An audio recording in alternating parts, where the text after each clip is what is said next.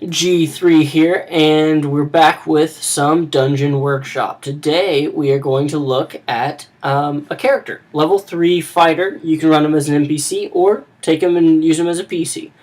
Alrighty. He can fit probably in most campaigns. And is going with a cool, like, Renaissance Italy theme. Okay, so if you've ever seen the, if you ever played Assassin's Creed 2 or seen any of the Renaissance era Italian like mercenaries and stuff, and the kind of like fanciful looking battle garb kind of they had, or at least that they decorated themselves in, maybe not when they were in battle, but that's what this is kind of based off of, and I'm using some real Italian mixed in with some fake Italian. Anyway, so, the character name is Roman Achai. I believe in a double C in Italian makes a ch sound like a CH in English. And he is a level 3 fighter, but I've changed the word to condottiere, which is an actual term for an old traveling adventurer and mercenary who you would kind of like a sellsword back in that era of history. I gave him the soldier background, and he's a hill dwarf, so he's a dwarf, but he travels around, not like a hold up in the mountains somewhere. Neutral, good alignment, and 45 years old, which is actually like being in your 20s for dwarves, like in our world. He's 4'7" in height. So, he was in a war. Now, whatever your campaign world is, you can just have him be kind of like a veteran of whatever that war was, but he's kind of like haunted by that memory. So he's taken up being a mercenary since fighting is what he knows, and he was trained pretty well during the war. But now he's kind of just trying to get on with his life, trying not to do like too horrible things. Like he's neutral good. Like he'll take jobs that are fighting off, marauding bandits or an ogre that's been terrorizing a town. But he's not gonna like hit assassin jobs, So he has some standards, I suppose. He might pretend that he is this tough and gruff ex-soldier, but he's, hiding kind of wounds, both mental and physical, from his years. So that's why he's level 3, is because he's still he got injured and is trying to get his skill back, I guess. Alright, so we'll start with his personality. So personality traits: lighthearted when adventuring, but grows grim before battle. So he kind of has this dual nature where he's lighthearted and knows many songs and likes singing and likes the open countryside. But before battles, he'll grow grim and stern and kind of start thinking about his old life, and maybe like the friends, he might push away people he loves because he has lost some in the past, and doesn't like to think about such things before a battle or before any kind of like testing situation.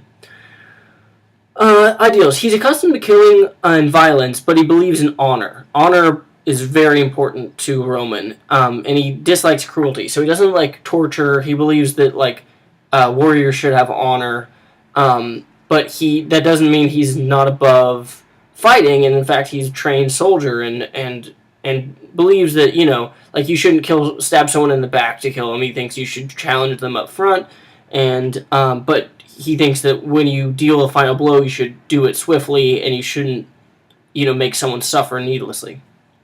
So he has his own kind of sense of honor. Bonds: the old military outfit he used to run with. I left it vague so it could fit into any sort of campaign. And then he's haunted by the memories of the soldiers who died following his orders. So he was kind of like a captain. And these are kind of some of the things, the emotional scars that are left from his soldiering days. So then we will go into his stats. We have level 3, so +2 proficiency. He is a 16 strength, 11 dex, 11 constitution, 11 intelligence, 16 wisdom, and 15 charisma. Passive perception of 13. He has 25 HP and has 16 armor class when he's wearing chainmail. If he's using a shield, he has 18.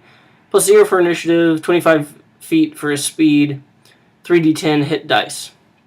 Now, he has essentially 3 weapons on him plus a shield. So he has a halberd, which is another, like, those pole arms were very prevalent, I think, in that period of our real world history, so I thought I'd pull from that.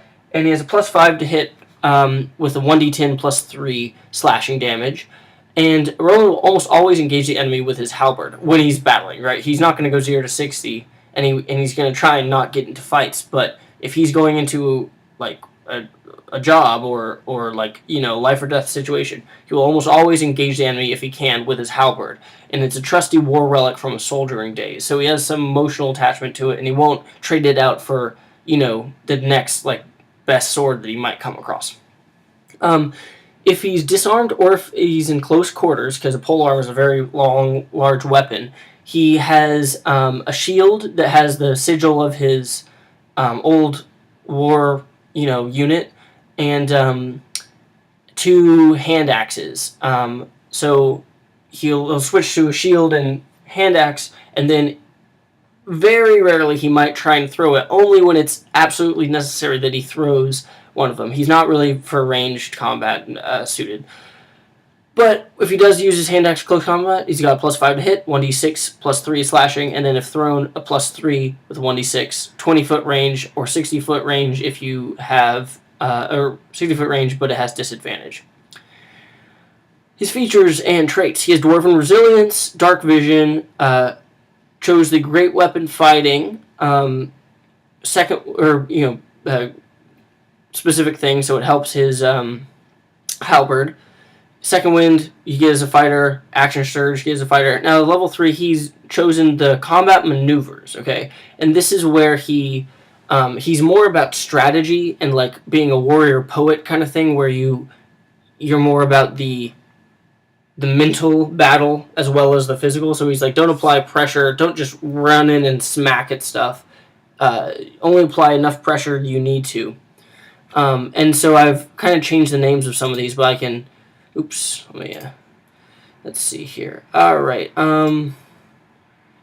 So he has a DC 11 maneuvers. So he's got 4 d8s to use. So 1, Attacco Radicale.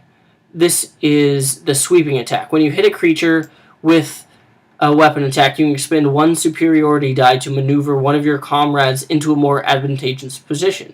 You add the superiority die to the attack damage roll and choose a friendly creature who can hear or see you. The creature can use its reaction to move up to half its speed without provoking opportunity attacks from the target of your attack.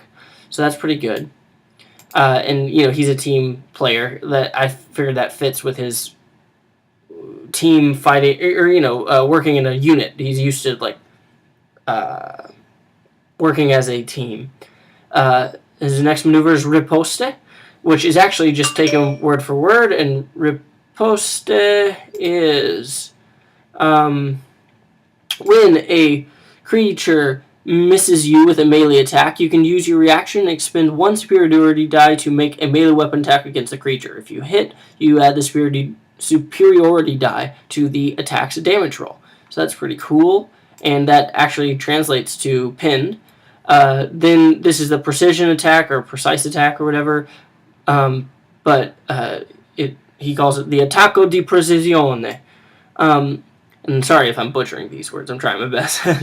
When you make a weapon attack roll against a creature, you can expend 1 superiority die and add it to the roll. You can use this maneuver before or after making the attack roll, but before any effects of the attack are applied. So that's just to help him fight. And then finally, parare, or parry, which, of course, is, again, just taken straight from the thing. When another creature damages you with a melee attack, you can use your reaction to expend 1 superiority die and reduce the damage by the number you roll on the die plus your dex modifier, which unfortunately in his case is going to be 0, but still might be good. Alrighty. So yes, he studies these type of maneuvers and is very much into the strategy behind stuff. He's a very, like, good leader Now, because of his old war memories, he might be reluctant to fall into that leader position, but he might be traveling and be more than meets the eye. He might seem like a simple sellsword, but actually has all of this like formal fighting training. What he has on him: brewer supplies. He's a dwarf, and I chose this just because I gave him proficiency in brewing stuff, so he used to brew beer and stuff while they were out on the front with his former army buddies. He has a shield with his old officer rank insignia on it, and it changes his AC to 18 when he switches to it. Obviously, you can't use that and the halberd. He wears chainmail. He also carries a set of common clothes, dragon chess set, just because chess, I feel like, is a very strategic game, so that would fit with his personality. A journal, quill, pen and ink, and an explorer's pack, as well as a small pouch containing 11 gold, 6 silver, 2 copper. You can change these if you want, obviously. Proficient in all armor, shields, weapons, dragon chess, land vehicles, common, and dwarven are the languages he speaks. So there is Roman Ashkai. If you're picking up, a lot of times I think in 5th edition I see people starting at level 3, which, I mean, I'd prefer start at level 1, but, then you can just straight up take this. But also try and throw him in as an NPC if you're a DM, because I'm going to. I think he has some potential for being a character that the players can adventure with early on and then learn more about as time goes on. So, thanks. See you in the next video.